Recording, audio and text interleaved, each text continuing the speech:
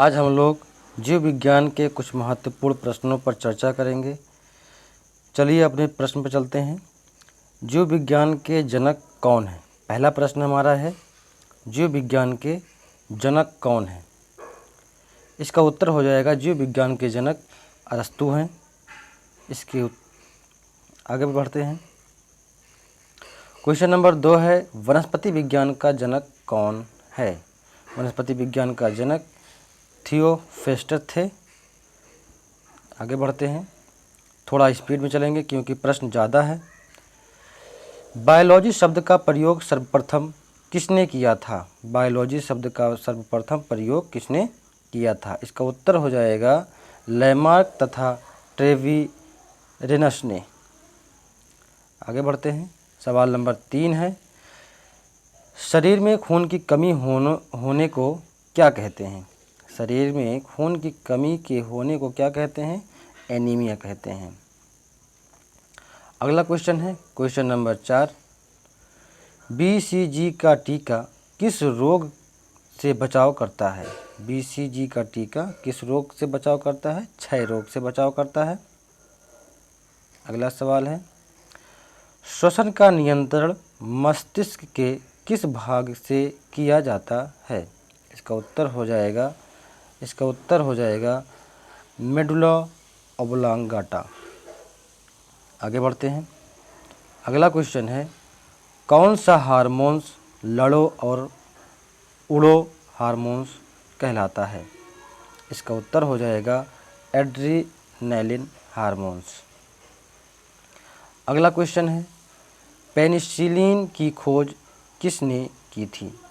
Penicillin की खोज Alexander Fleming ने की थी। अलेक्जेंडर फ्लेमिंग ने की थी। अगला सवाल है, पौधों में जल का परिवहन किसके माध्यम से होता है? उत्तर हो जाएगा जाइलम।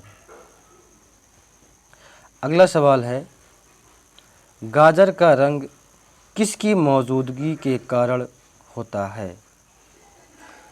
कैरोटीन के कारण गाजर का रंग होता है। अगला सवाल, बॉटनी शब्द की उत्पत्ति किस भाषा से हुई है? बॉटनी शब्द की उत्पत्ति ग्रीक भाषा से हुई है।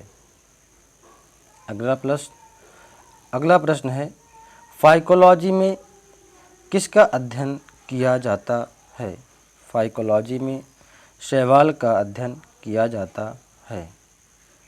अगला क्वेश्चन, फलों का अध्ययन क्या कहलाता है? फलों का अध्ययन पोमोलॉजी कहलाता है। अगला प्रश्न है, प्रयोगशाला में सर्वप्रथम DNA का संश्लेषण किसने किया था? इसका उत्तर हो जाएगा खुराना ने। प्रयोगशाला में सर्वप्रथम DNA का संश्लेषण खुराना ने किया था। अगला प्रश्न है, मनुष्य में द्विगुणित क्रोमोसोम की संख्या कितनी होती है? उत्तर हो जाएगा 23। अगला सवाल है, एक सामान्य मानव शरीर कोशिका में गुणसूत्रों की संख्या कितनी होती है? इसका उत्तर हो जाएगा 46।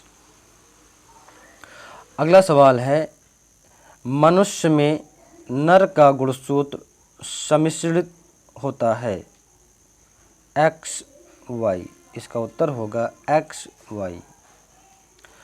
अगला प्रश्न है, नवजात शिशु के लिंग का निर्धारण किस से वंशानुगत हुए गुणसूत्र द्वारा किया जाता है? सवाल है, नवजात शिशु के लिंग का निर्धारण किसके वंशगत हुए गुणसूत्र द्वारा किया जाता है? पिता के वंशानुगत के गुणसूत्र द्वारा नवजात शिशु का लिंग का निर्धारण किया जाता है। अगला प्रश्न है, गुणसूत्र में होता है। गुणसूत्र में DNA और प्रोटीन पाया जाता है। अगला प्रश्न है, मनुष्य ने कौन से क्रोमोसोम के मिलने के कारण बालक का जन्म होता है? मनुष्य में कौन से क्रोमोसोम के मिलने से बालक का जन्म होता है? उत्तर हो जाएगा पुरुष का Y और स्त्री का X गुणसूत्र मिलने से बालक का जन्म होता है। अगला प्रश्न है, अशुद्ध रक्त किसमें बहता है? अशुद्ध रक्त किसमें बहता है?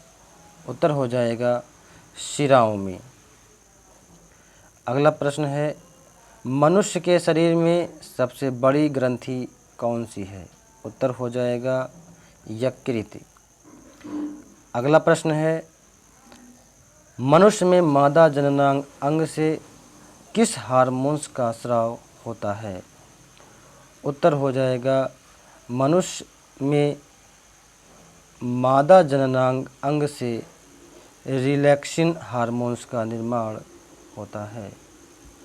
अगला प्रश्न है, प्रकाश संश्लेषण के दौरान निकली ऑक्सीजन किससे उत्पन्न होती है? इसका उत्तर हो जाएगा जल से। अगला प्रश्न है, क्लोरोफिल नामक पदार्थ कहाँ उपस्थित होता है? इसका उत्तर हो जाएगा पौधों की कोशिकाओं में क्लोरोफिल नामक पदार्थ उपस्थित होता है। अगला प्रश्न है, मनुष्य में ऐच्छिक गतियों का नियंत्रण किसके द्वारा होता है? मनुष्य में ऐच्छिक गतियों का नियंत्रण किसके द्वारा होता है? सेरिब्रम के द्वारा होता है। किसके द्वारा होता है? इसका उत्तर हो जाएगा सेरिब्रम। अगला प्रश्न है, पौधों में प्रकाश संश्लेषण की क्रिया कब होती है? पौधों में प्रकाश संश्लेषण की क्रिया सूर्य के प्रकाश में होती है। अगला प्रश्न है, पौधे अपना भोजन कैसे प्राप्त करते हैं? पौधे अपना भोजन प्रकाश संश्लेषण के माध्यम से प्राप्त करते हैं। अगला प्रश्न है, अमीबा में भोजन का अंतःग्रहण किसके द्वारा होता है? अमीबा में भोजन का ग्रहण अंतःग्रहण किसके द्वारा होता है? तो कूटपाद के द्वारा होता है। अगला प्रश्न है, गाजर क्या है? गाजर क्या है? गाजर एक जड़ है। क्या है? जड़ है। अगला प्रश्न, आलू का खाने योग्य भाग कौन सा होता है? इसका उत्तर हो जाएगा तना। अगला प्रश्न, प्याज में खाद्य भाग कौन सा है? प्याज में खाने योग्य भाग कौन सा है? प्याज में खाने योग्य भाग तना है। क्या है? तना है। अगला प्रश्न है, सबसे लंबा जीवित वृक्ष कौन सा है? सबसे लंबा जीवित वृक्ष शिकुआ है। क्या है? शिकुआ है। अगला प्रश्न है, तारपीन का तेल कहाँ से प्राप्त किया जाता है? तारपीन का तेल चीड़ के पौधे से प्राप्त किया जाता है। अगला प्रश्न, बांस को किसमें वर्गीकृत किया जाता है? बांस को किसमें वर्गीकृत किया जाता है? बांस को घास में वर्गीकृत किया जाता है। बांस एक घास है। जैव ईंधन किसके बीज से प्राप्त होता है?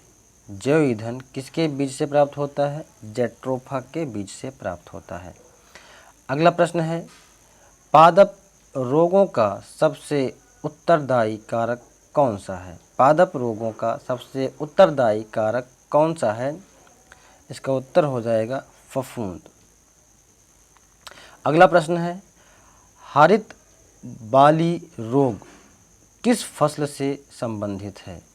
उत्तर हो जाएगा बाजरा। अगला प्रश्न है, टीका रोग किस फसल से संबंधित है? अगला प्रश्न है, टिक्का रोग किस फसल से संबंधित है? उत्तर हो जाएगा मूंगफली। अगला प्रश्न है, धान का प्रसिद्ध रोग खैरा रोग किसके कारण होता है? उत्तर हो जाएगा जस्ता की कमी के कारण। उत्तर इसका हो जाएगा जस्ता की कमी के कारण खैरा रोग होता है। अगला प्रश्न है, नींबू का कैंकर रोग किसके कारण होता है? उत्तर हो जाएगा जीवाणु के द्वारा नींबू में कैंकर रोग होता है? अगला प्रश्न है, आलू में ब्लैक हार्ट का कारण कौन है? उत्तर हो जाएगा, ऑक्सीजन की कमी के कारण आलू में ब्लैक हार्ट का रोग होता है। अगला प्रश्न है, करनाल बंट नामक बीमारी किससे संबंधित है? करनाल बंट नामक बीमारी गेहूं से संबंधित है। अगला प्रश्न है, वंशानुगति के अध्ययन से संबंधित जीव विज्ञान की शाखा को क्या कहते हैं? उत्तर हो जाएगा, आनुवांशिकी। अगला प्रश्न है, आनुवांशिकी के जनक वैज्ञानिक कौन हैं? उत्तर हो जाएगा, आनुवांशिकी के जनक ग्रेगर जॉन मंडल हैं। अगला प्रश्न है, जीन शब्द का सर्वप्रथम प्रयोग किसने किया था? जीन शब्द का सर्वप्रथम प्रयोग जोहानसन ने किया था। अगला प्रश्न है, किसके द्वारा आनुवांशिकता के विज्ञान को आनुवांशिकी कहा गया? उत्तर हो जाएगा, उत्तर है बेटसन ने। अगला प्रश्न है, आनुवांशिकी उत्परिवर्तन किसमें होता है? आनुवांशिकी उत्परिवर्तन क्रोमोसोम में होता है।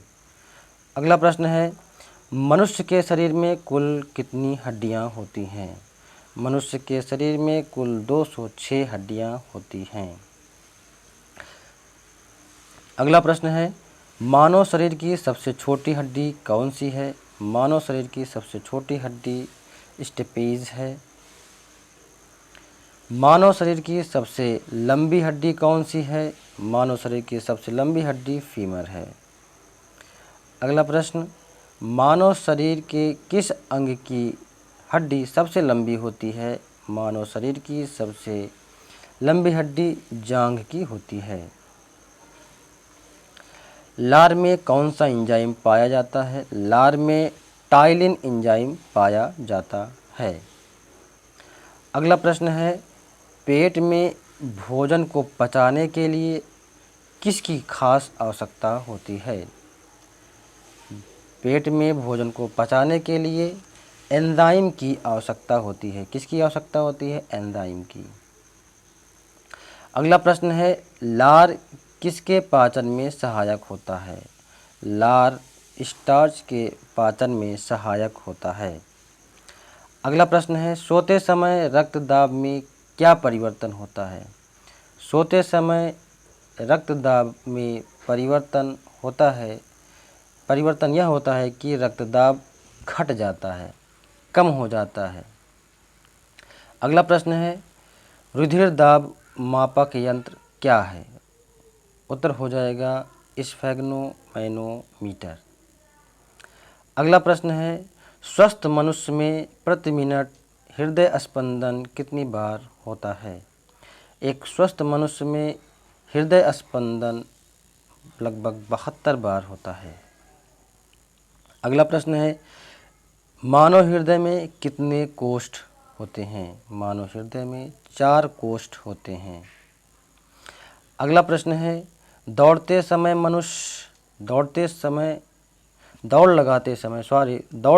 समय मनुष्य का रक्तचाप में क्या परिवर्तन होता है?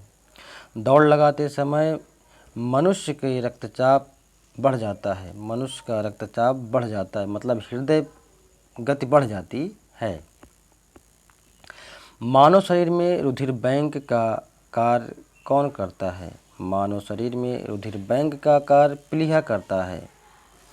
अगला प्रश्न है, रक्त में लाल रंग किसके कारण होता है? रक्त में लाल रंग हीमोग्लोबिन के कारण होता है।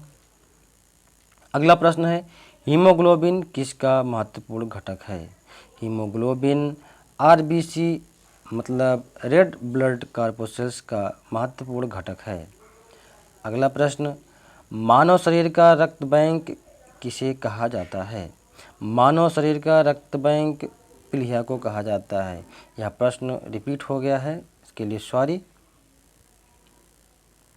लाल रक्त कणिकाएं कणिकाएं किस नाम से जानी जाती हैं? लाल रक्त कणिकाएं एरिथ्रोसाइट के नाम से जानी जाती हैं। अगला प्रश्न है, मनुष्य की लाल रक्त कणिकाओं का जीवन काल कितना होता है? मनुष्य की लाल रक्त कणिकाओं का जीवन काल 120 दिन होता है। अगला प्रश्न है, मानव शरीर में लाल रक्त कण का निर्माण कहाँ होता है? मानव शरीर में लाल रक्त कण का निर्माण अस्थि मज्जा में होता है। अगला प्रश्न है, सफ़ेद रक्त कण का मुख्य कार्य क्या होता है? सफ़ेद रक्त कण मतलब WBC की बात हो रही है यहाँ पे। इसका मुख्य कार्य है रोग प्रतिरोधक क्षमता धारण करना। अगला प्रश्न है, रक्त समूह की खोज किसने की थी? रक्त समूह की खोज कार्ल स्टीनर ने की थी। अगला प्रश्न है, मानव मस्तिष्क में बुद्धि का केंद्र क्या होता है? मानव मस्तिष्क में बुद्धि का केंद्र सेरेब्रम है। अगला प्रश्न है, मनुष्य के मस्तिष्क का सबसे बड़ा भाग कौन सा होता है? मानव शरीर में या मनुष्य के मस्तिष्क का सबसे बड़ा भाग प्रमस्तिष्क होता है। अगला प्रश्न, मानव शरीर की सबसे बड़ी कोशिका कौन सी है? मानव शरीर की सबसे बड़ी कोशिका तंत्रिका कोशिका होती है। अगला प्रश्न है, मूत्र का पीला रंग किसकी मौजूदगी के कारण होता है? इसका उत्तर हो जाएगा, मूत्र का पीला रंग यूरोक्रोम की मौजूदगी के कारण होता है। अगला प्रश्न है, मानव शरीर की किस ग्रंथि को मास्टर ग्रंथि कहा जाता है? मानव शरीर की पीयूष ग्रंथि को मास्टर ग्रंथि कहा जाता है। अगला प्रश्न है, मनुष्य के शरीर की सबसे छोटी ग्रंथि कौन सी है? मानव शरीर की सबसे छोटी ग्रंथि पिट्यूटरी ग्रंथि है। अगला प्रश्न, भोजन में प्रोटीन की कमी से कौन सा रोग होता है? भोजन में प्रोटीन की कमी से क्वाशियोकर रोग होता है।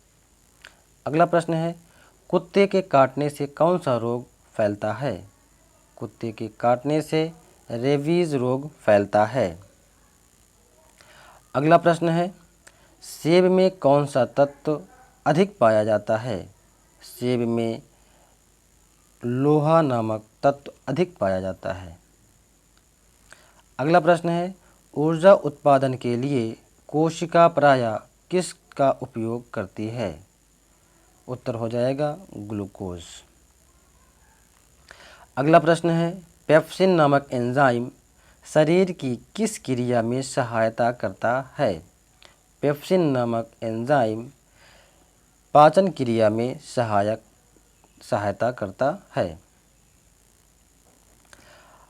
अगला प्रश्न है, मानव शरीर का कौन सा अंग रक्त शुद्धिकरण के लिए उत्तरदायी है? उत्तर हो जाएगा वृक्क। अगला प्रश्न है, शरीर के अंगों की हृदय तक अशुद्ध रक्त लाने वाली वाहिनियां क्या कहलाती हैं? उत्तर हो जाएगा शिराएं। अगला क्वेश्चन है, हृदय से शरीर के अंगों तक शुद्ध रक्त ले जाने वाली वाहिनियां क्या कहलाती हैं? उत्तर हो जाएगा धमनी। अगला प्रश्न है, एक सामान्य युवा मनुष्य में रक्तचाप कितना होता है? उत्तर हो जाएगा 80/120 mmg/h। अगला क्वेश्चन है, मनुष्य के मस्तिष्क की सबसे बाहरी झिल्ली को क्या कहते हैं? उत्तर हो जाएगा ड्यूरामीटर। अगला क्वेश्चन है, मानव शरीर में रक्तचाप किस से नियंत्रित होता है? उत्तर हो जाएगा अधिवृक्क ग्रंथि से मानव शरीर में रक्तचाप नियंत्रित होता है? अगला प्रश्न है, थायराइड ग्रंथि का स्थान कहाँ होता है? उत्तर हो जाएगा गले में। गले में थायराइड ग्रंथि उपस्थित होती है। अगला क्वेश्चन है, मनुष्य के शरीर की सर्वाधिक शक्तिशाली पेशी कौन सी है? उत्तर हो जाएगा जबड़ा। जबड़े की जो पेशियां हैं वो सबसे शक्तिशाली होती हैं। अगला क्वेश्चन, नेत्रदान में आँख का कौन सा भाग प्रयुक्त किया जाता है? उत्तर हो जाएगा कार्निया। जब भी कोई व्यक्ति नेत्रदान देता है तो वह अपनी कार्निया ही नेत्रदान में देता है। अगला क्वेश्चन है, आँख के किस भाग पर वस्तु का प्रतिबिंब बनता है? इसका उत्तर हो जाएगा रेटिना। रेटिना पर किसी भी वस्तु का प्रतिबिंब बनता है। अगला क्वेश्चन है, मानव शरीर का सामान्य तापमान कितना होता है? मानव शरीर का सामान्य तापमान 36.9 डिग्री सेल्सियस या 98.6 डिग्री फ़ारेनहाइट होता है। अगला क्वेश्चन है, मानव का मस्तिष्क लगभग कितने ग्राम का होता है? मानव का मस्तिष्क लगभग 1350 ग्राम का होता है। अगला क्वेश्चन, शरीर में हीमोग्लोबिन का कार्य क्या है? इसका उत्तर हो जाएगा ऑक्सीजन का परिवहन। अगला क्वेश्चन, कौन सा विटामिन पानी में घुलनशील है? विटामिन बी पानी में घुलनशील होता है। अगला क्वेश्चन, एक सामान्य मनुष्य में कितना रक्त होता है? एक सामान्य मनुष्य में 4 से 5 लीटर रक्त पाया जाता है। अगला क्वेश्चन है, मनुष्य में बुद्धि एवं चतुराई का केंद्र क्या है? उत्तर हो जाएगा सेरिब्रम। अगला क्वेश्चन है, रक्त में ग्लूकोज की मात्रा को कौन नियंत्रित करता है? उत्तर हो जाएगा इसका इंसुलिन। इंसुलिन के कारण रक्त में ग्लूकोज की मात्रा को नियंत्रित किया जाता है। अगला क्वेश्चन है, उच्च रक्तचाप की अवस्था को क्या कहते हैं? उच्च रक्तचाप की अवस्था को क्या कहते हैं? हाइपरटेंशन कहते हैं। क्या कहते हैं? हाइपरटेंशन। अगला क्वेश्चन है, खसरा रोग का कारक है? खसरा रोग का कारक विषाणु है। विषाणु के द्वारा खसरा रोग उत्पन्न होता है। अगला क्वेश्चन है, ब्लड कैंसर को आमतौर पर किस नाम से जाना जाता है? ब्लड कैंसर को आमतौर पर ल्यूकीमिया नामक नाम से जाना जाता है। अगला क्वेश्चन है, शरीर के किस अंग की खराबी से मधुमेह रोग का प्रकोप होता है? उत्तर हो जाएगा पैंक्रियाज। पैंक्रियाज के खराब होने से शरीर में मधुमेह रोग फैल जाता है। अगला क्वेश्चन है, निमोनिया रोग मानव शरीर के किस अंग को प्रभावित करता है? उत्तर हो जाएगा इसका फेफड़ा। फेफड़ा जो है निमोनिया रोग से ग्रसित होता है। अगला क्वेश्चन है, शरीर के अंदर लौह की कमी से उत्पन्न होने वाला रोग कौन सा है? रक्तहीनता होता है। अगला क्वेश्चन क्या हो जाएगा, हमारे शरीर में लाल रुधिर कणिकाओं का निर्माण कहाँ होता है?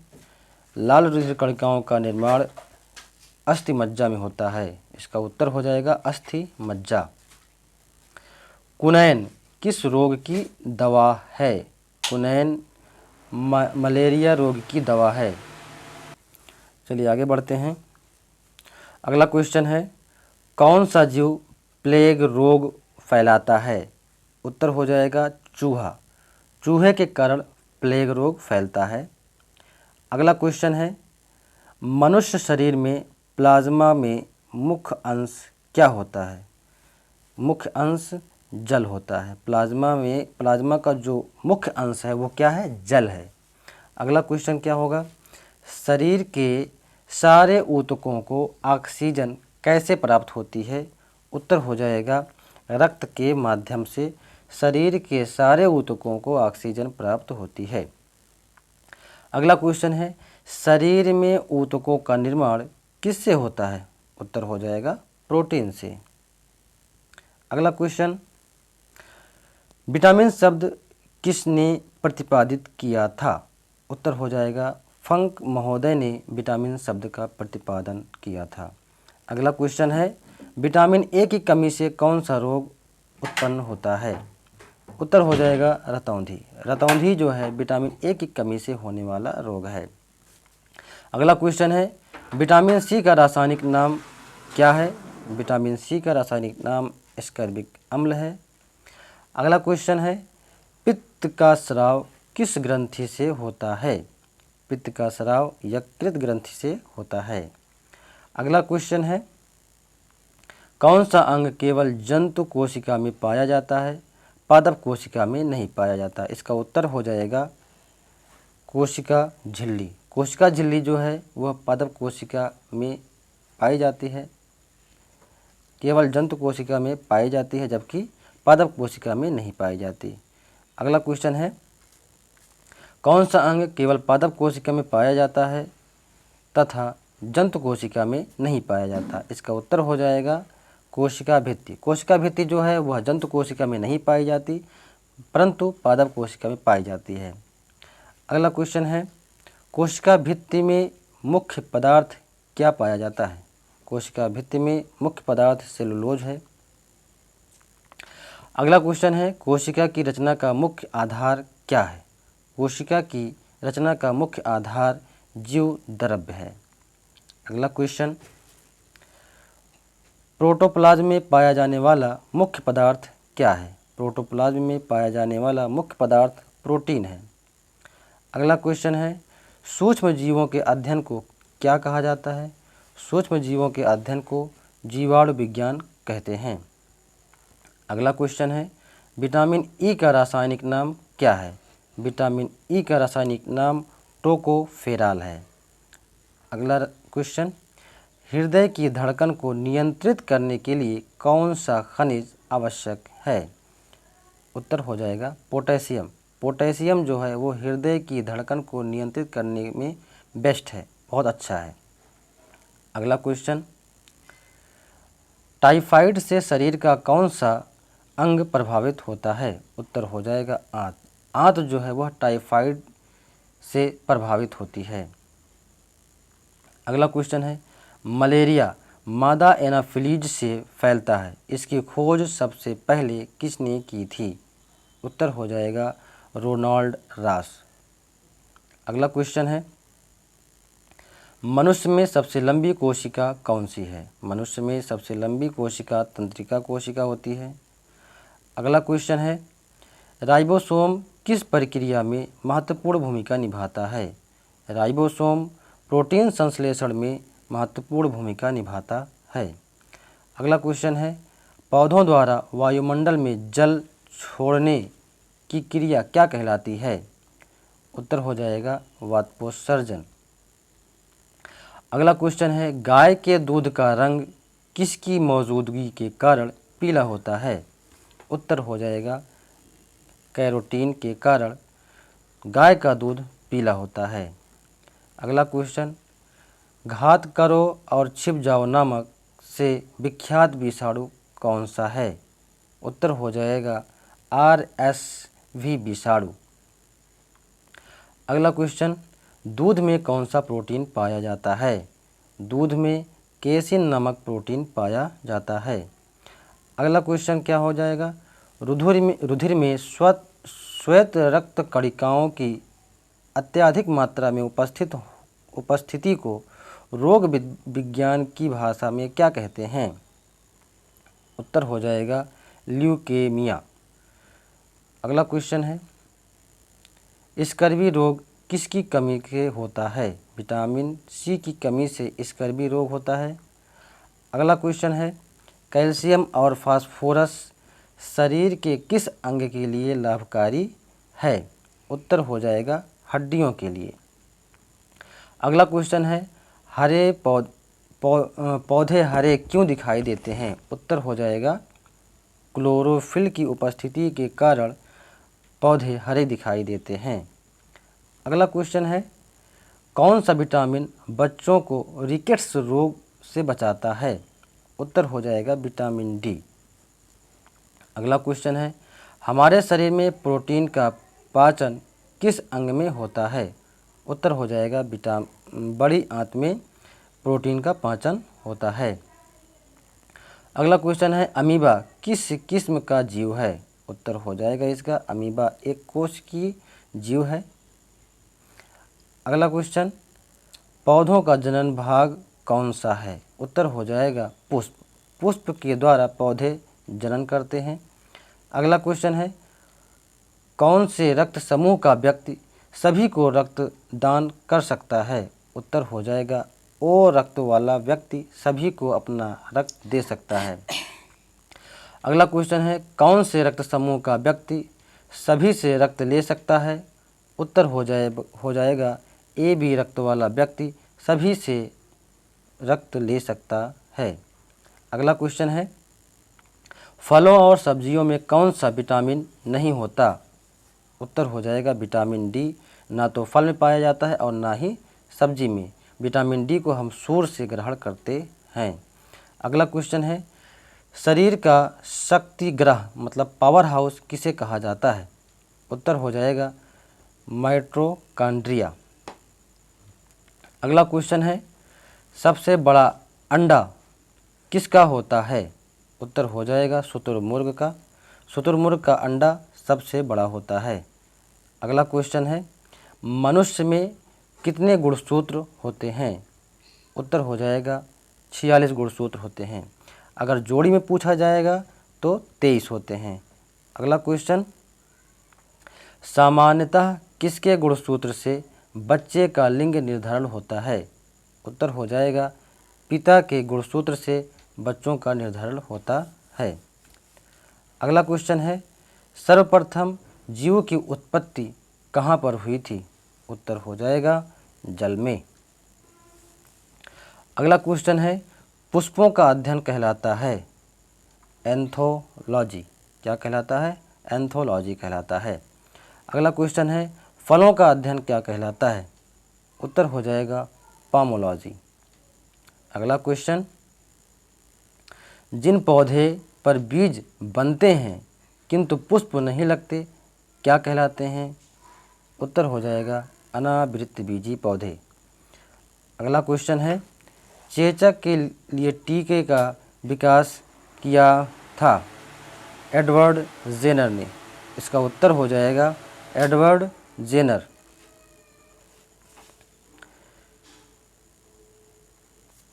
चलिए आगे बढ़ते हैं।